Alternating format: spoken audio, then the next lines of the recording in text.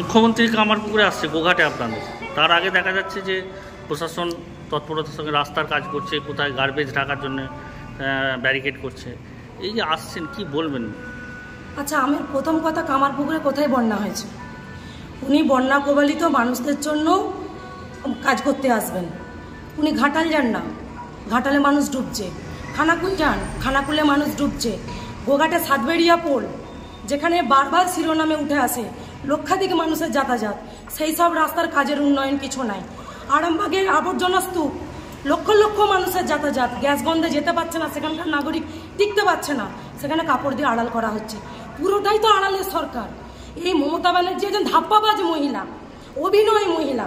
আপনি বলুন না, লক্ষ লক্ষ টাকা উনি ক্লাবকে দুর্গাপুজোর জন্য দান করছেন। ঝাড়বাতি জ্বালানোর জন্য লক্ষ লক্ষ টাকা মানুষের ক্লাবে যাচ্ছে। আর ঘরের ঝাড়বাতিগুলো তাদের একমাত্র করে ছেলে বংশের প্রদীপগুলো চাকরি করতে না পেয়ে সুসাইড করে মরে যাচ্ছে। তাদেরকে টাকা দেওয়ার মমতা ব্যানার্জির টাকা নেই। লক্ষ লক্ষ টাকা এই যে রাস্তার কাজে ব্যয় করা হলো, তালি মারা হলো। মমতা ব্যানার্জিকে দেখে প্রশাসন নড়ে চড়ে বসলো, রাস্তার উপরে তালি মারা হলো। সেই টাকাগুলো দুদিন পরে দেখবেন জলে ধয়ে ভেসে চলে যাবে। এই তালি মারার তো কোনো প্রয়োজন ছিল না। এ তো আপনার আমার জনগণের পকেটে ট্যাক্সের টাকা। এই টাকাগুলোকে মমতা ব্যানার্জি তছনছ করছে আর রাজ্যটাকে ঋণে পরিণত করছে।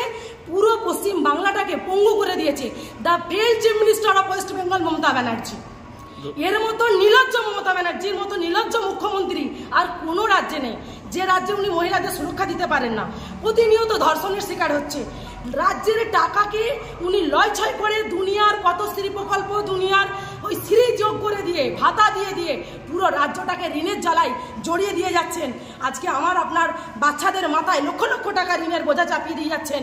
আর তৃণমূলের চটিচাটা ভাইরা বলেন মমতা ব্যানার্জি উন্নয়ন করছে। এর লজ্জাটা পশ্চিমবাংলার লজ্জা, শিক্ষিত মানুষ হয় আমাদের লজ্জা। আজকে প্রশাসনের গাড়ি আই 4 দিন ধরে যেভাবে রাস্তায় হুবড়ি খেয়ে পড়েছে, কি সত্যি মানুষের উন্নয়ন করতো তাহলে আজকে মানুষগুলো মরতো না।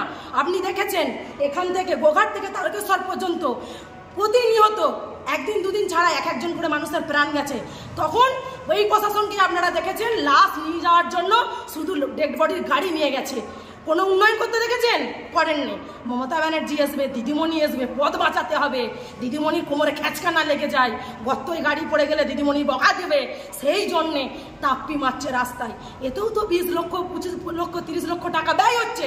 এই টাকাটা 15 দিন মধ্যে দেখবেন এই রাস্তাগুলো কিচ্ছু থাকবে না। পুরোটাই তালি মারা, ধাপ্পা মারা, চিটিংবাজের সরকার।